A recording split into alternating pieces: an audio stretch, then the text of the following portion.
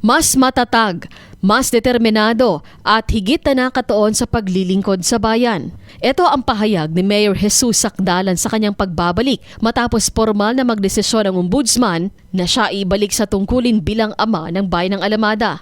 Sa eksklusibong panayam ng Radyo Bida, siya ay nagpasalamat sa kanyang mga kababayan sa Cotabato Province sa kanilang walang sawang suporta at panalangin. Kinumpirma ni Mayor Sacdalan na nakatanggap sila ng tawag mula sa Ombudsman at DILG Region 12 hinggil sa desisyon na motion for reconsideration at nagpawalang bisa sa naunang dismissal order at perpetual disqualification laban sa kanya at mga kasamang barangay kapitan. Iginiit ni Mayor Sacdalan na ang naging desisyon ng Ombudsman Central Office ay patunay na walang naganap na korupsyon sa kanilang panig. Paliwanag ng alkalde na ang mga proyektong kalsada at tulay na naging mitsa ng kaso ay bahagi ng pangako sa peace process at pag-unlad ng turismo at hindi para sa pansariling pakinabang. Salamat naman at sana maliwanagan na ito at matapos na ang politika, magkaunawaan. Kahit medyo mataas-taas yung aming paghihintay, nagbunga din, no? At yung right time, dahil sa ating mga panalangin, ay na-dismiss po ang kaso. Sa paglaban namin ang karapatan ng katauhan.